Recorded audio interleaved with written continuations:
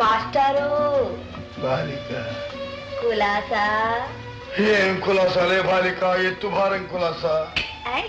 నాకంతా తెలుసులేండి. నా దగ్గర మీ వేషం. వేషమా? ఏమి నాటకం ఆడతారండి. నాటకమా? ఇంకా ఎందుకండి బుకాయింపు? ఈ మధ్య మా అత్తయ్యలో చాలా మార్పు వచ్చింది. మాటి మాటికి అద్దంలో చూసుకుంటుంది. చిరునవ్వులు కూడా నవ్వుకుంటుంది. ఎర్ర గులాబీలు కూడా పెట్టుకుంటోంది. అవన్నీ ఎందుకు బాలిక? ఏమో నాకేం తెలుసు, మీకే తెలియాలి.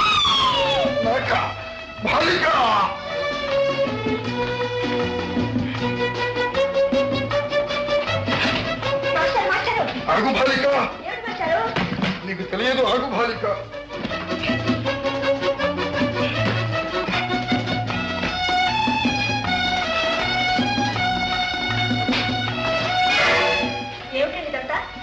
మా అమ్మగారు ఉత్తరం కాదు టెలిగ్రామ్ వచ్చింది. అదేనండి, వారు గాంధీ శానిటోరియంలో ఉన్నారు. డాక్టర్ గారు అర్జెంట్ గారు బయలుదేరి రమ్మని రాశారు. అది అవునండి.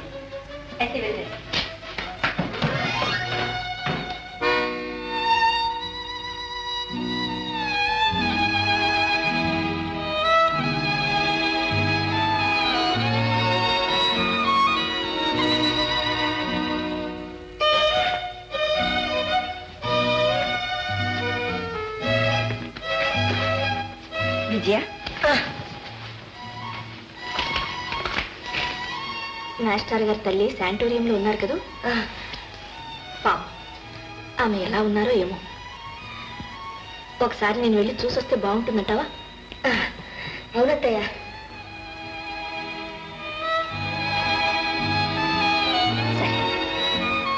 రేపే వెళ్తాను. మా అమ్మకు పూర్తిగా నయమైంది. నాకెంతో ఆనందంగా ఉంది. నా బంగారు కొండ. Hello Madhu, congratulation. మీ అమ్మగారిని వచ్చే వారం ఇంటికి తీసుకెళ్ళి. Thank you doctor.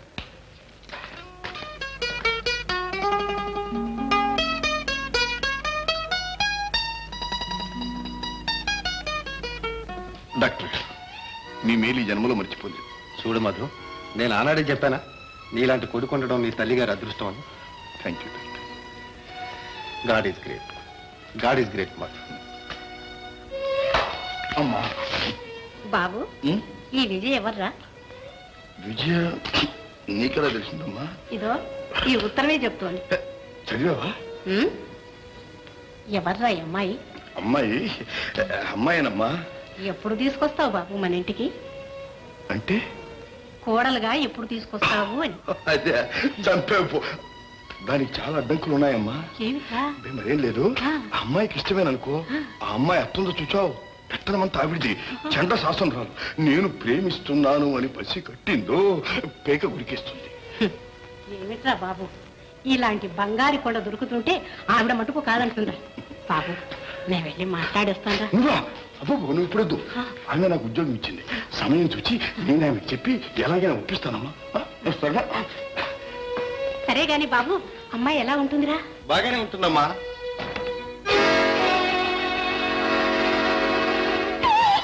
అమ్మా ఇవిలేదమ్మా, వచ్చింది జమీందారి పిల్ల, అత్త సీతాదేవి. తెచ్చింది గొర్రె.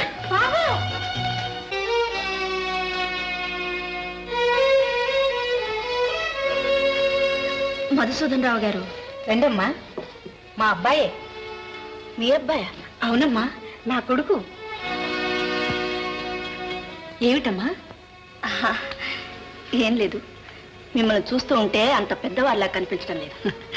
ఓ అదే, ఇన్నాళ్ళ నుంచి శానిటోరియంలో ఉంటున్నాను కదమ్మా. ఇదంతా డాక్టర్ గారి సెలవు. ఓ రండమ్మా, కూర్చుందరు కానీ రండి. కూర్చోండి అమ్మా. మా మధు మిమ్మల్ని గురించి ఎప్పుడు పొగుడుతూ ఉంటాడు. అలాగా, మీరు చాలా మర్యాద చేశారని, వాడికి అక్కడ చాలా సుఖంగా ఉందని కూడా చెప్పాడు. ఆయన చాలా మంచివారు. నిజంగానా? అయితే మీకు ఇష్టమేనా? సహృదయులంటే ఎవరికి ఇష్టం ఉండదు, మా అందరికీ ఇష్టమే. చూశారా, వాడు ఒట్టి అమాయకుడండి. అనవసరంగా మీరంటే భయపడిపోతున్నాడు. నేనంటేనా? ఎందుకు? అవునండి, వాడి పెళ్లి విషయం మాట్లాడాలి.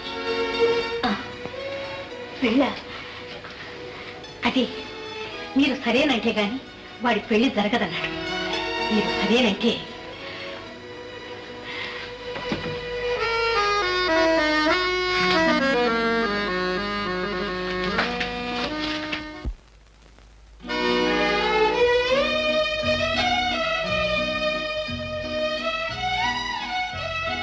ఈవేళ తెలిసింది మీ సంగతి అంతా. ఏమిటండి తెలిసింది? ఎందుకు ఇంకా బుకాయిస్తారు? మీ అమ్మగారంతా చెప్పారు.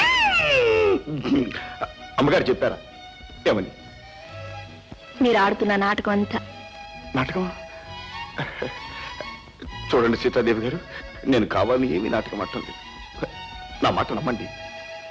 నమ్మాల్సిందే. ఎంత అమాయకులుగా నటించారు. అయినా ఇటువంటి మాటలు మీ అమ్మగారితో చెప్పొచ్చునా? మీకు సిగ్గులేదు? సిగ్గా? ఏమిటండి మీరు అనేది? చాలండి, మన మధ్య మాటలు ఎవరితోనూ చెప్పొద్దనా? చెప్తాం. నీకేమీ తెలీదు. మీ అమ్మగారు నాతో నీకు ఇష్టమేనా అని అడిగితే నాకెంత సిగ్గేసింది తెలుసా? అబ్బా, చంపేరుకోండి. చాలండి మీ వేళకోళం. పదండి. పదండి. చూడండి, నేను అర్జెంటుగా డాక్టర్ దగ్గరికి వెళ్ళి రావాలి. మీరు పదండి. డ్రైవర్, నాకు అర్జెంట్ పని ఉంది, పోనీ.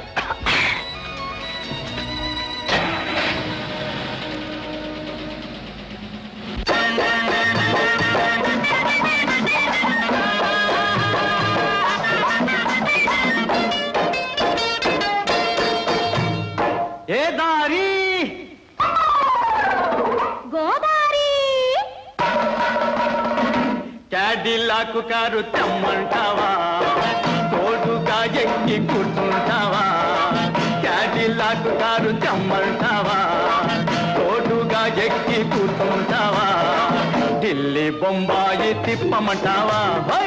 ఢిల్లీ బొంబాయి తిప్పమంటావా? గోదావరి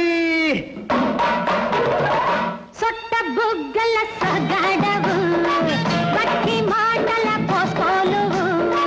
సొట్ట బుగ్గల సగడవు, బట్టి మాటల పోసుకోలువు.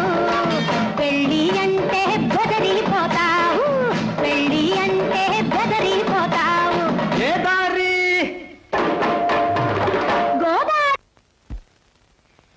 పిచ్చి కాసులు, జీవితాంతం ఇలా ఉండిపోతాం. ఇలా ఉండిపోతే తిండికి రేషన్ బియ్యం ఎవరు తెచ్చి పెడతారు? మీ అన్నయ్య ఖాళీగానే ఉన్నాడుగా, అతను తెస్తాడు.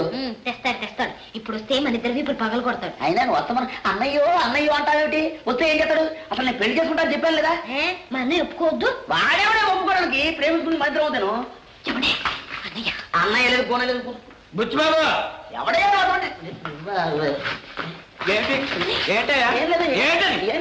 నా ఇంట్లో దూరం నా తెలుగు నాశనం చేద్దాం అనుకుంటున్నావా?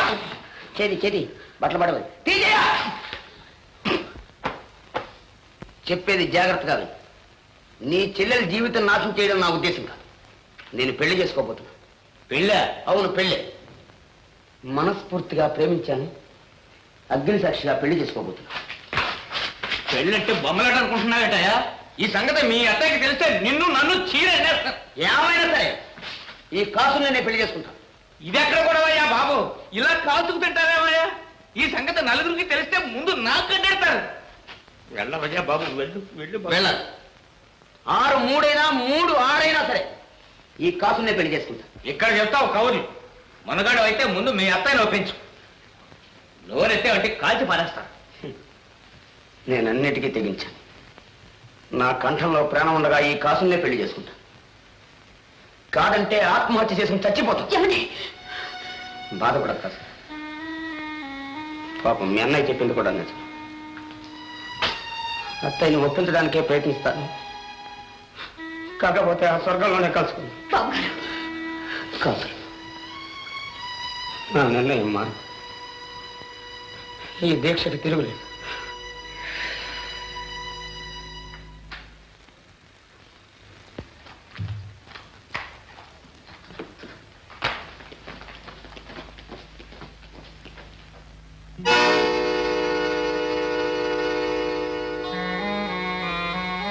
నమస్కారం అత్తయ్య. బుచ్చిబాబు, ఏమిట్రా ఈ వేషం? వేషం కాదత్తయ్య, ఇక నా జీవితం ఎంత ఆ భగవంతుని పిలుపు కోసం ఎదురు చూస్తాను. ఏమిట్రా మాటలు? అసలేం జరిగింది? ఎవరైనా ఏమన్నా అన్నారా? లేదత్తయ్య, అదృష్టమే నన్ను అన్యాయం చేసింది. ఎందుకురా అలా బాధపడతావు? నీకేం కావాలో నాతో చెప్పు. పెళ్ళత్తయ్య. పెళ్ళా? అవును, కాసుల్ని నేను ప్రేమించాను. బుచ్చిబాబు, నువ్వు ఒప్పుకోవని తెలుసు అత్తయ్య. నేను మనిషిని, నాకు హృదయం ఉంది. నచ్చిన వాళ్ళని ప్రేమించడం తప్ప, ఆనందంగా జీవించాలని ఆశించడం తప్ప. ప్రతి మనిషికి తోడు కావాలత్తయ్య. మహాకవి శరత్ బాబు ఏమన్నాడు? ఏమన్నాడు? మన కోసం మనసారా ఒక్క కన్నీటి బొట్టైనా రాల్సిన వ్యక్తి లేని జీవితం వ్యర్థం అన్నాడు అత్తయ్య. బుచ్చిబాబు, నన్ను కొంచెం ఆలోచించుకొని. సరే, నీ నిర్ణయం కోసం ఎదురు చూస్తుంటా. వస్తాను అత్తయ్య.